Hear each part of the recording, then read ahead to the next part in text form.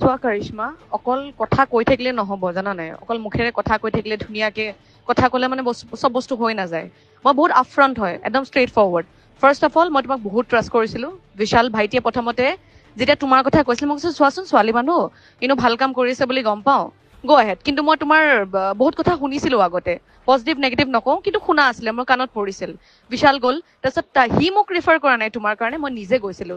সি মোৰ ভাইটি হয়, সি মোৰ পৰাহে এডভাইচ লয়, মই তাৰ পৰা ল'বলগীয়া হোৱা নাই তাৰমানে। তো তাৰ ছাইডটো আৰম্ভ কৰিব ল'লে, মই ভাবিছো ঠিকে আছে, একেলগতে মোৰটো কৰিম, একেলগে অপেন কৰিম। মোৰটো এটা ড্ৰিম প্ৰজেক্ট হয়, মই বহুত আশা লৈ তোমাৰ ওচৰত গৈছিলো। আৰু ৰিগাৰ্ডিং মাৰ্কেটিং, য়েছ তুমি যি কৰি আছা চব ভুল মাৰ্কেটিং কৰি আছা। কাৰণ মই যি কৰি আছো, মই নিজকে ডেভেলপ আৰু নিজৰ, তুমি কৈছা নাচিব জানা নাই নাই, whatever, I have grown in my field. আৰু তুমি যি কৰি আছা সেইটো তুমি ফেক, গম পাইছা? তুমি যিখিনি দেখাই আছা ইটছ অল ফেক। কাৰণ সেইখিনি এক্সিকিউশ্যন মোৰ চাইটত মই নাপালো।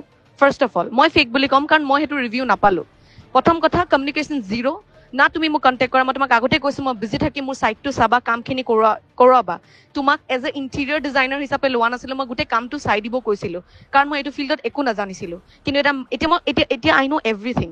ফাৰ্ষ্ট অফ অল যেতিয়া তোমাক মই বাজেট এটা দিছিলো, তুমি তাতে অট'মেশ্যন বা যি হওক, UPVC হওক বা চাউণ্ড প্ৰুফিঙৰ একো বাজেটে দিয়া নাছিলা। তাতে তুমি কৈ দিয়া নাই ইমানখিনি পইচা লাগিব বুলি। I didn't knew anything about that, first of all. তো সেইখিনি হৈ গ'ল, সেইখিনি বাজেট গ'ল, ঠিক আছে ফাইন।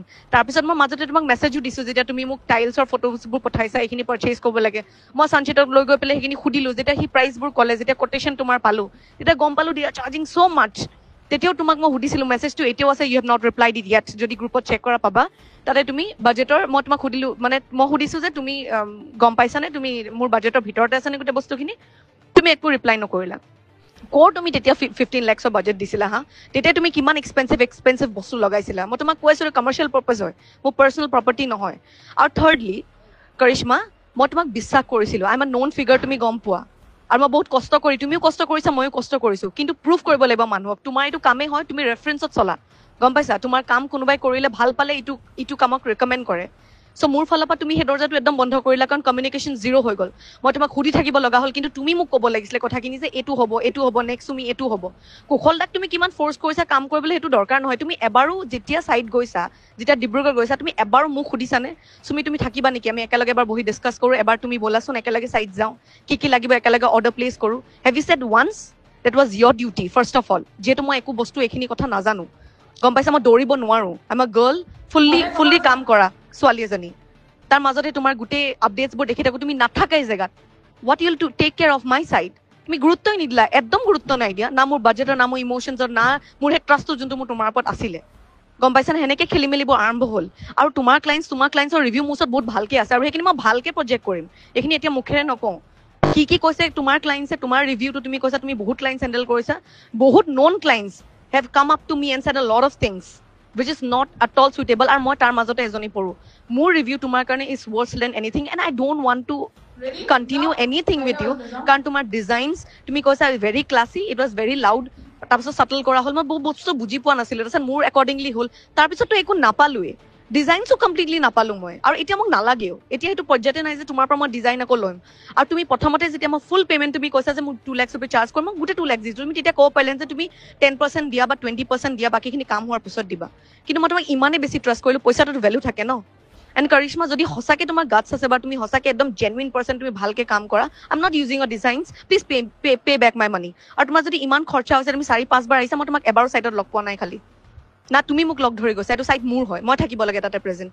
ডিজাইনছ তুমি মোৰ লগত কনচাল্ট কৰিব লাগে ফাৰ্ষ্ট অফ অল, যে এইটো ইমান পইচা যাব, তুমি বাজেটটো ইমান হৈছে, তুমি এইটো লগাও নে, এইটো কৰো নে? That should be your concern, my budget should be your concern, যিহেতু মোৰ এটা ফাৰ্ষ্ট প্ৰপাৰ্টি হয়, কমাৰ্চিয়েল প্ৰপাৰ্টি। মই তোমাক টাইম লিমিট দিছিলোঁ, মই কৈছিলোঁ সোনকালে ষ্টাৰ্ট কৰিব লাগে, জুলাইত মই ষ্টাৰ্ট কৰিম, ৱৰ্কশ্বপ কৰিম, বাট নাথিং হেড হেপেণ্ড। তুমি কি 5-6 বাৰ আহি চাইডত তুমি কৰিলা কি? ইম্প্ৰুভমেণ্ট কি হ'ল? হা, একো ডিছকাশ্যন নাই, একো ফোন কলছ নাই। আৰু ক্লাইণ্ট ৰিভিউটো তুমি বাদে দিয়া, তোমাৰ ডিব্ৰুগড় চাইটৰ ৰিভিউ মই বহুত ভাল পাই থৈছোঁ।